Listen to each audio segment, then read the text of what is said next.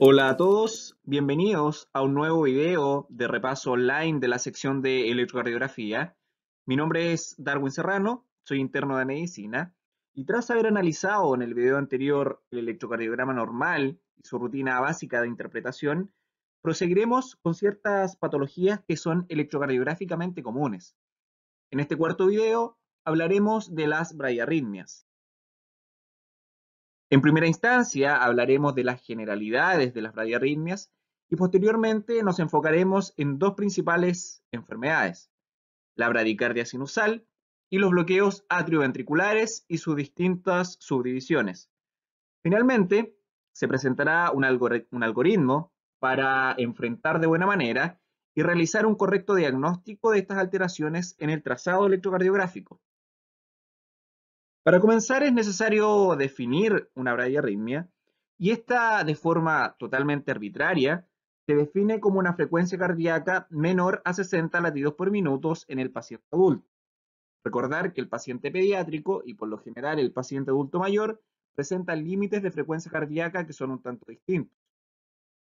De la misma manera, existen algunas corrientes de estudio que recomiendan que la frecuencia cardíaca debiese ser menor a 50 latidos por minuto para poder definirla como bradiarritmia. Sin embargo, la mayoría de las sociedades de investigación recomiendan la frecuencia cardíaca menor a 60 para poder realizar el diagnóstico. Estas se pueden clasificar en dos grandes grupos. El primero de ellos, en donde las aurículas y los ventrículos se van a contraer con la misma lentitud, y es lo que se denomina bradicardia sinusal. Y el segundo es en donde los ventrículos se van a contraer más lento que las aurículas. Aquí destacan los bloqueos atrioventriculares. Fisiopatológicamente, estas situaciones resultan en donde la primera de ellas se ve alterado el automatismo cardíaco, y lo vimos en el primer video, que el automatismo se refería a la capacidad de las células de generar potenciales de acción de una forma totalmente espontánea. Y el segundo, existe una falla en la velocidad de conducción. Y la velocidad de conducción va a depender del tipo de estructura del sistema excitoconductor al cual nos estemos refiriendo.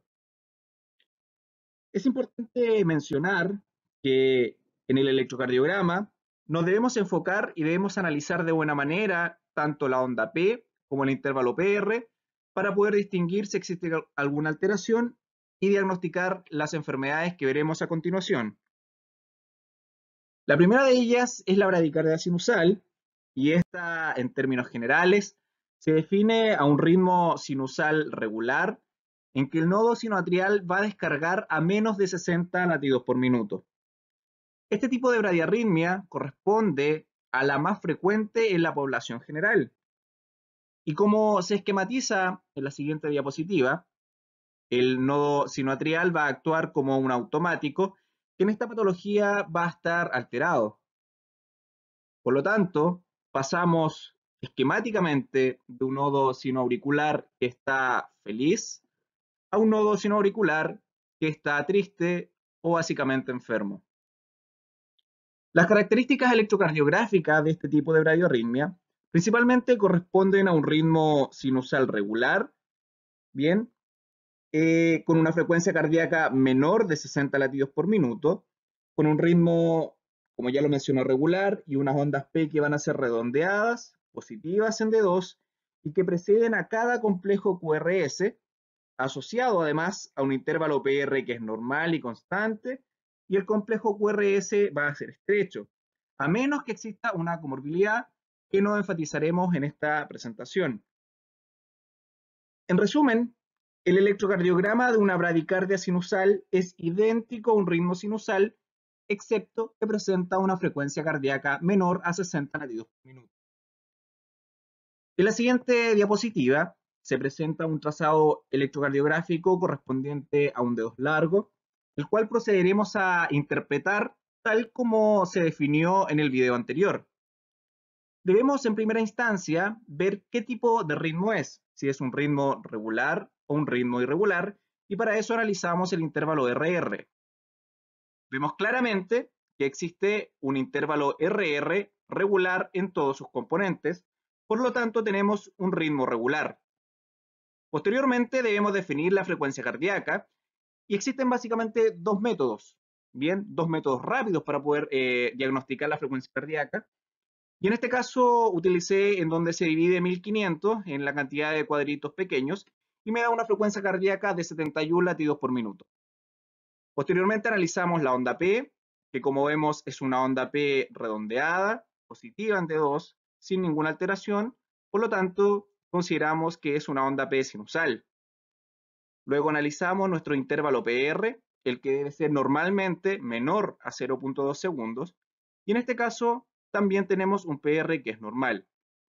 Si analizamos nuestro complejo QRS, vemos que es un complejo QRS angosto, es decir, que mide menos de 0.12 segundos, por lo tanto tenemos un QRS angosto. Si analizamos el segmento ST, vemos que no existe ninguna alteración. Si analizamos la onda T, tampoco existe alteración. Y finalmente el intervalo QT también es normal. Por lo tanto, el trazado electrocardiográfico que acabamos de analizar corresponde a un ritmo sinusal, no es una bradicardia sinusal. Por el contrario, si analizamos este siguiente ritmo o este siguiente trazado electrocardiográfico, vemos nuevamente que existe un ritmo que es regular, con una frecuencia cardíaca de 50 latidos por minuto, una onda P que es normal, ¿cierto? Siempre seguida de un complejo QRS, por lo tanto es una onda P sinusal.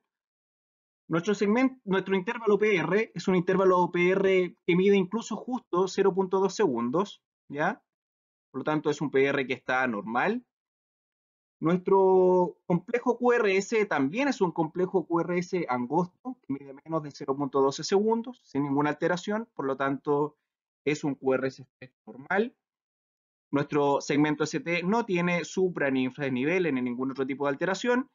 Nuestra onda es normal y el intervalo QT también es normal. Por lo tanto, el diagnóstico del siguiente trazado electrocardiográfico es una bradicardia sinusal, que como vimos, y nuevamente resumo, en términos simples es un ritmo sinusal con una frecuencia cardíaca menor de 60 latidos por minuto.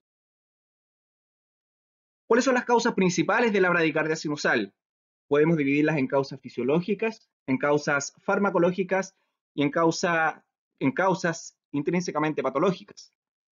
Dentro de la fisiológica destacan aquellas personas que realizan deporte intenso de forma constante.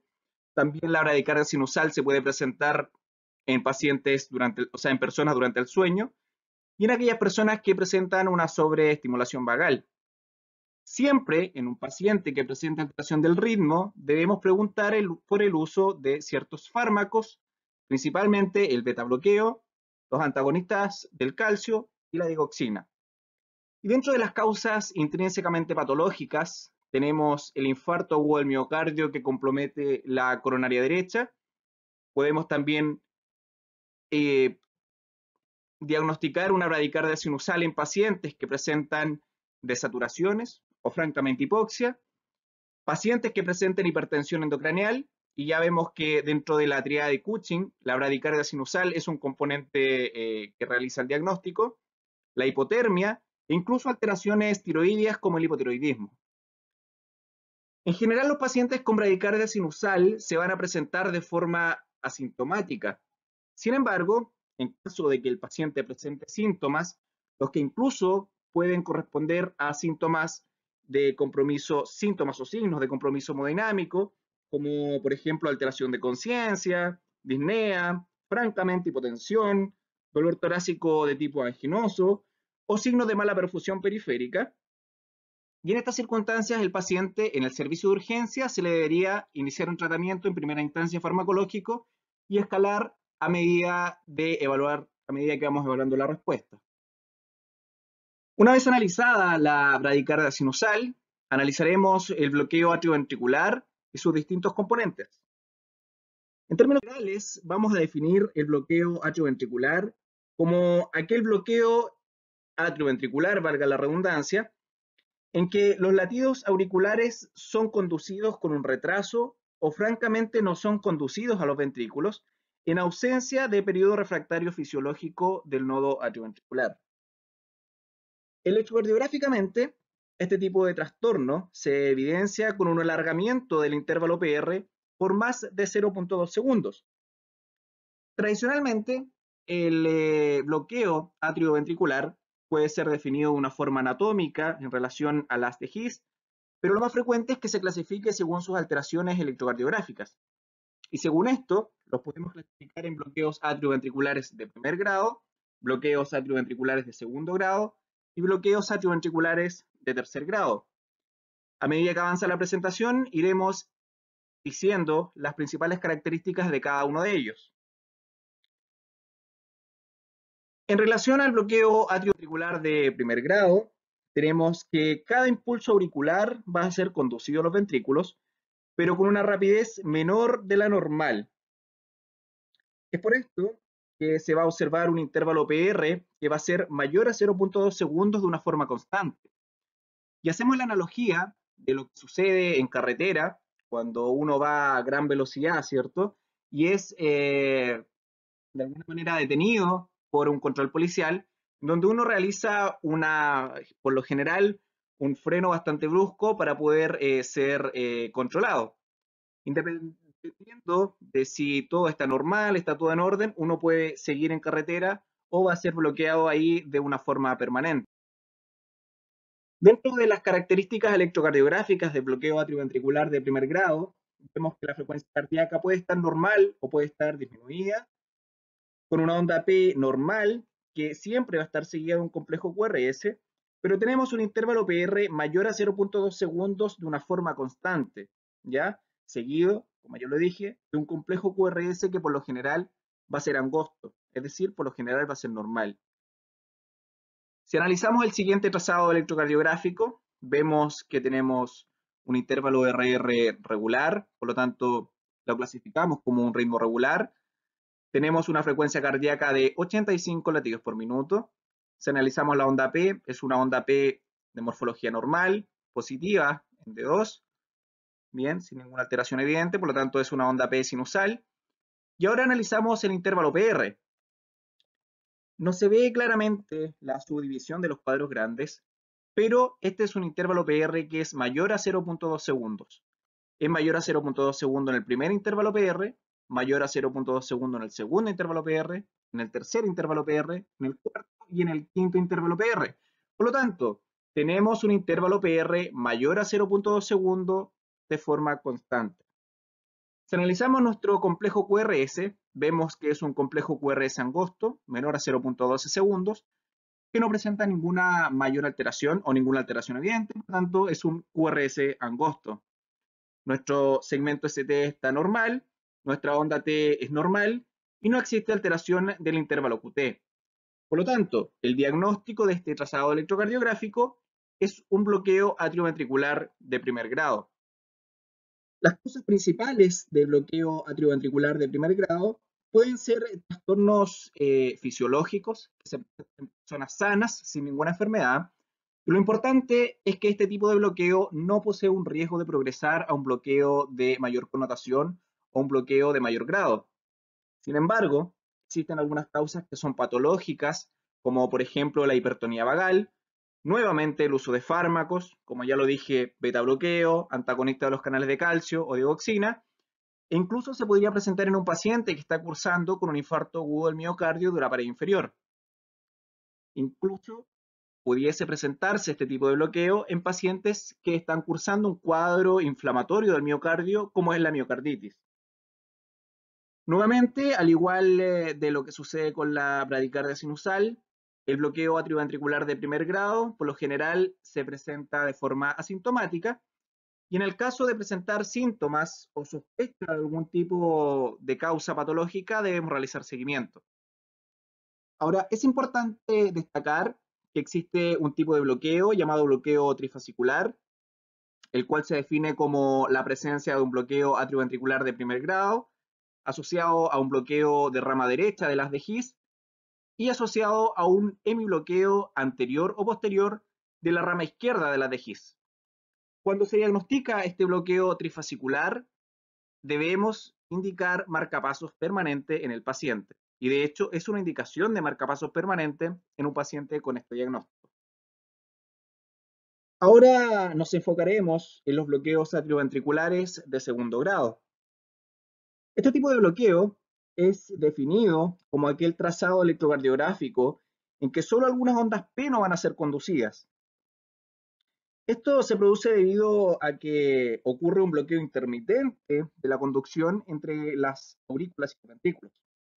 Este tipo de bloqueo se clasifica en dos grupos, en un bloqueo atrioventricular de segundo grado MOVITS 1 y en el bloqueo atrioventricular de segundo grado MOVIT 2. Esto lo explicaremos a continuación. En relación al bloqueo atrioventricular de segundo grado MOVITS 1 o también denominado Benkebach, este se define como una prolongación progresiva de la conducción atrioventricular hasta que exista un bloqueo total del impulso auricular. El American College of Cardiology recomienda la siguiente definición: una sola onda P no conducida asociada a intervalos PR no constantes antes y después del impulso eléctrico bloqueado, en tanto haya al menos dos ondas P conducidas de forma consecutiva para poder determinar el comportamiento del intervalo PR. Electrocardiográficamente vamos a observar un intervalo PR que se va a alargar progresivamente en cada ciclo cardíaco hasta que una onda P no va a ser conducida, registrándose una larga pausa sin un complejo QRS, es decir, no existe una contracción ventricular posterior a una contracción auricular. Posteriormente se va a repetir el ciclo con un PR corto como el PR que se evidencia al inicio. La proporción de conducción entre aurículas y ventrículos es bastante variable, pero por lo general predomina la relación 5:4, 4:3, la relación 3:2. ¿Y qué significa esto? Que cada 3 impulsos que se originan en la aurícula, 2 van a ser conducidos a los ventrículos. Si analizamos los QRS, por lo general vamos a tener complejos QRS que van a ser normales, salvo que nuevamente exista otra comorbilidad, como por ejemplo un bloqueo de rama de His asociado. Si analizamos este trazado electrocardiográfico, vemos que tenemos un intervalo de RR que es irregular, por lo tanto tenemos un ritmo irregular. Si intentamos analizar la frecuencia cardíaca, debido a que es un ritmo irregular, no podemos detectar la ciencia cierta. Luego vamos a analizar las ondas P, en donde la primera onda P es una onda P relativamente normal, la segunda también, lo mismo sucede con la tercera, y lo mismo sucede con la cuarta. Por lo tanto, vamos a tener ondas P de una morfología normal. Si analizamos el intervalo PR, vemos que el primer intervalo PR está relativamente alargado, incluso casi normal, pero está alargado. El intervalo que sigue está más alargado aún, el primero. Y cuando vamos a analizar el tercer intervalo PR, vemos que en realidad no existe intervalo PR, porque hay una onda P que no conduce, es decir, una onda P que no tiene un QRS que está asociado. Nuevamente, una vez que no existe esta conducción atrioventricular, tenemos un intervalo PR que va a ser igual al primer intervalo PR. Por lo tanto, tenemos un intervalo PR que se alarga progresivamente hasta que la onda P no conduce. Si analizamos los QRS, van a ser QRS angostos, ¿ya? Con un ST que va a estar normal, una onda T que no va a presentar alteraciones y un intervalo QT que también va a estar normal. Por lo tanto, tras analizar este trazado electrocardiográfico, tenemos el diagnóstico de bloqueo atrioventricular de segundo grado MOVITS 1. Las causas de este bloqueo también pueden ser causas fisiológicas, pero por sobre todo pueden ser causas farmacológicas. E insisto, siempre indagar por el uso de beta bloqueo, que puede ser un beta bloqueo selectivo o no selectivo, antagonistas del calcio, que pueden ser dihidropiridínicos o no dihidropiridínicos, son los que actúan fundamentalmente a nivel del miocardio, o actúan o tienen cierta acción sobre el nodo atrioventricular, y siempre preguntar por el uso de digoxina. Por lo general, los pacientes que cursan con este tipo de bloqueo van a ser asintomáticos, pero se debe siempre monitorizar en caso de que nuevamente, según la clínica y el examen físico, se sospeche algún tipo de síndrome coronario agudo, ya que este síndrome coronario agudo puede progresar a una isquemia y obviamente escalar en complejidad en relación al bloqueo atrioventricular que presenta.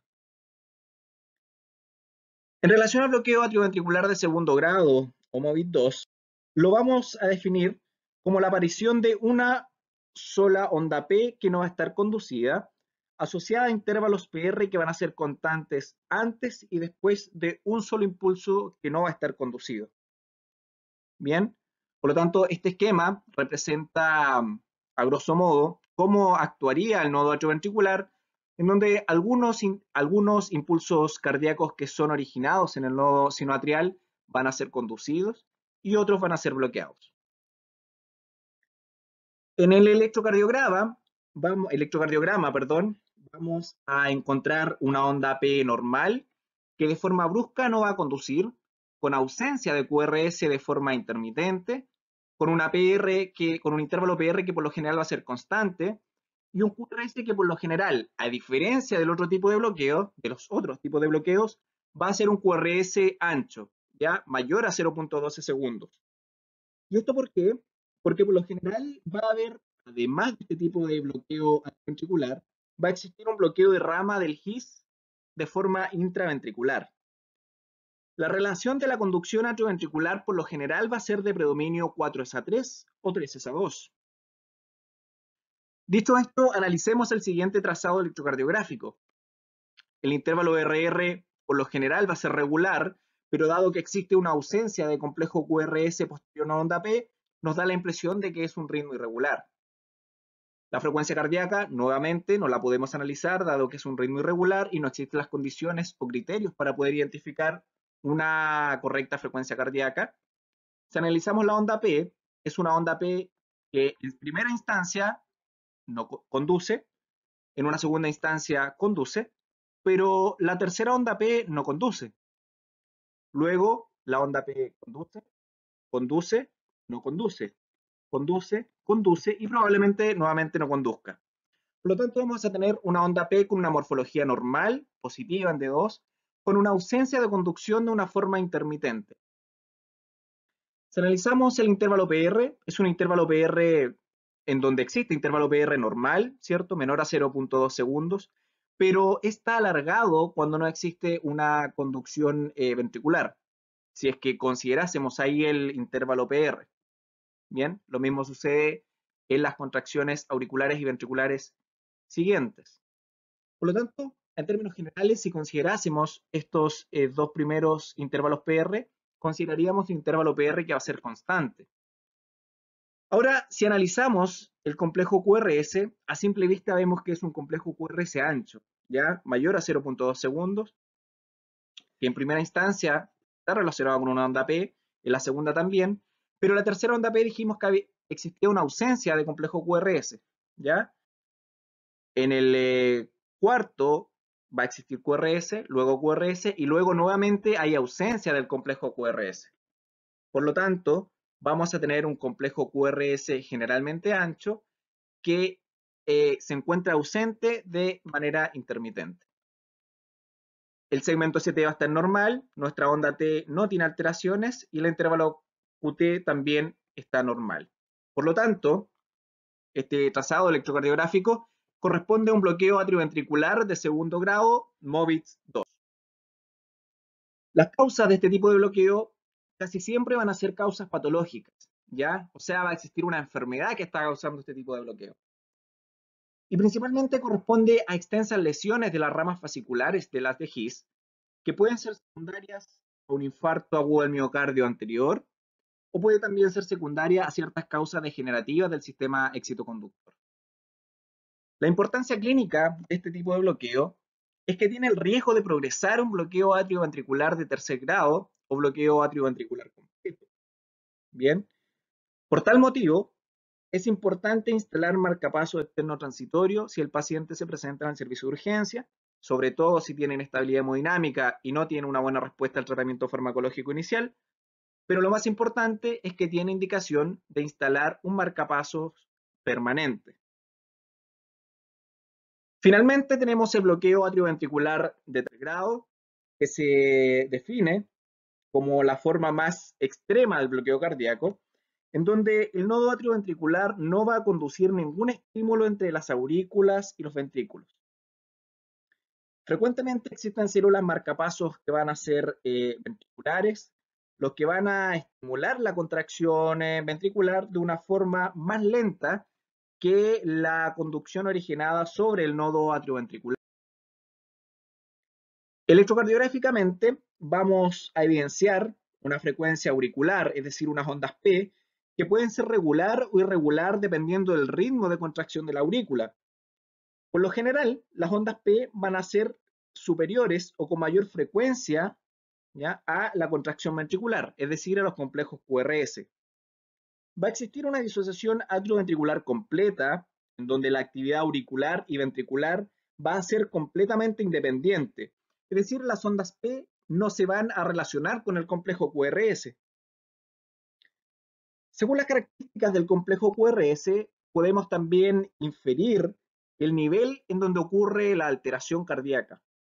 Si tenemos, por ejemplo, un QRS estrecho, va a implicar que el daño se va a ubicar sobre la bifurcación de la de His, en donde el marcapasos se ubica a nivel de la unión y va a tener, por lo tanto, una frecuencia cardíaca de aproximadamente entre 40 a 60 latidos por minuto.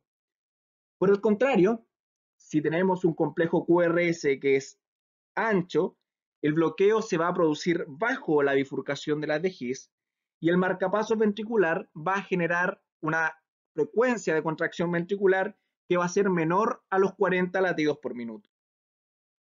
Si analizamos este trazado electrocardiográfico, vemos que el intervalo RR va a ser regular, por lo tanto tenemos un ritmo regular, una frecuencia cardíaca de aproximadamente 55 latidos por minuto.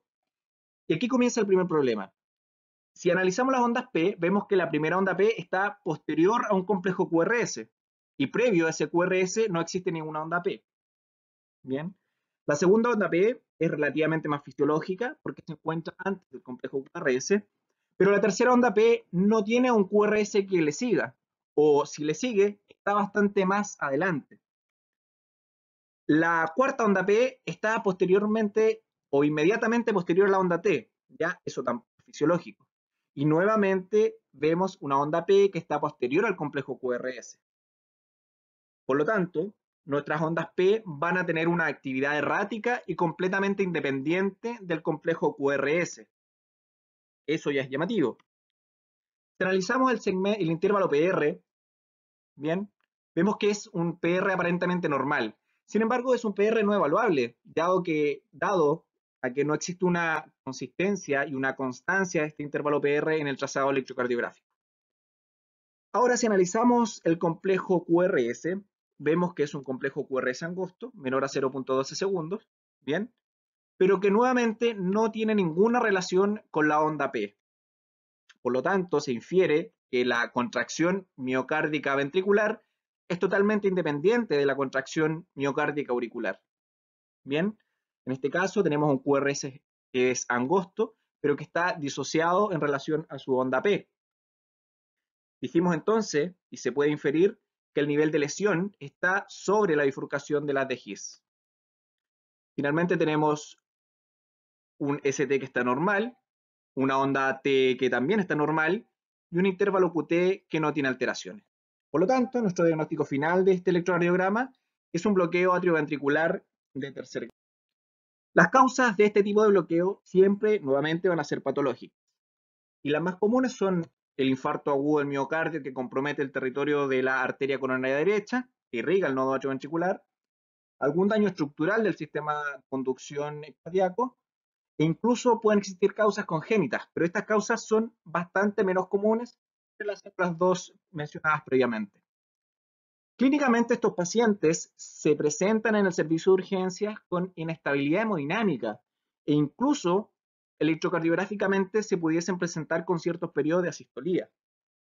Bien, por lo tanto, en estos pacientes, siempre descartar la causa subyacente que está causando el bloqueo atrioventricular de tercer grado y siempre iniciar una terapia farmacológica inicial que va escalando en complejidad hacia un marcapaso externo transitorio si no responde, pero lo más importante es que estos pacientes tienen indicación de un marcapasos permanente. Finalmente dijimos que íbamos a hablar sobre un algoritmo para enfrentar las bradiarritmias y realizar un correcto diagnóstico electrocardiográfico, pero nuevamente mencionar que siempre el electrocardiograma debe ser asociado a una buena anamnesis y a un buen examen físico del paciente. Por lo tanto, tras analizar el ritmo, si es regular o irregular, debemos analizar la onda P. Y nos debemos preguntar si acaso toda onda P conduce o no. Si toda onda P conduce, vamos a analizar las características del intervalo PR. Si el intervalo PR es menor a 0.2 segundos, diagnosticamos un ritmo sinusal. Si el PR es mayor a 0.2 segundos, vamos a diagnosticar un bloqueo atrioventricular de primer grado. Por el contrario, si nuestra respuesta es no, es decir, no todas nuestras ondas P van a conducir, analizamos nuevamente el intervalo PR, y si este intervalo PR se alarga constantemente, estamos frente a un diagnóstico de bloqueo atrioventricular de segundo grado MOVITS 1. Si el intervalo PR está normal, tenemos un bloqueo atrioventricular de segundo grado MOVITS 2, y si no tenemos ninguna relación entre las ondas P, es decir, nuestra contracción auricular, y nuestro complejo QRS, es decir, nuestra despolarización o contracción ventricular, tenemos un bloqueo atrioventricular de grado. Finalmente, debemos quedarnos con ciertas ideas importantes, como por ejemplo que la definición de bradiarritmia es considerada con una frecuencia cardíaca bajo los 60 latidos por minuto, que siempre en todo electrocardiograma debemos analizar en orden nuestra interpretación, y para las bradiarritmias sobre todo fijarnos en la onda P y las características del intervalo PR, que tenemos básicamente dos enfermedades, bien, o dos diagnósticos diferenciales dentro de las bradiarritmias, que uno de ellos es la bradicardia sinusal, bien, que definida como una frecuencia cardíaca menor de 60 latidos por minuto, y el otro es un bloqueo atrioventricular, que dependiendo del tipo de bloqueo va a tener características electrocardiográficas comunes o distintas. Y otra cosa importante es que la clínica de un paciente que presenta un bloqueo va a depender del tipo de bloqueo y de la capacidad cardíaca previa. Por ejemplo, no un paciente que presente un bloqueo atrioventricular de segundo grado, MOVIT 2, que tiene un corazón estructuralmente normal, no va a tener la misma presentación clínica del paciente que presenta el mismo bloqueo, pero por ejemplo presenta una insuficiencia cardíaca en estadios avanzados, ya que obviamente la reserva de ese corazón está bastante disminuida en relación al primer paciente. Otra cosa bastante importante y que hay que saber sí o sí son las indicaciones de marcapaso permanente. Y tenemos aquí las tres principales indicaciones. El primero de ellos es el bloqueo atrioventricular de segundo grado MOVIT 2. La otra es que el paciente presente un bloqueo atrioventricular de tercer grado. Y la otra es que presente un bloqueo trifascicular, que se define como un bloqueo atrioventricular de primer grado asociado a un bloqueo de rama derecha y a un hemibloqueo anterior o posterior de la división izquierda del haz de His. Esas son las referencias de la presente diapositiva. Nuevamente, un agrado haber realizado el video. Los esperamos en los videos siguientes y cualquier duda nos pueden escribir al correo que aparece ahí. Muchas gracias.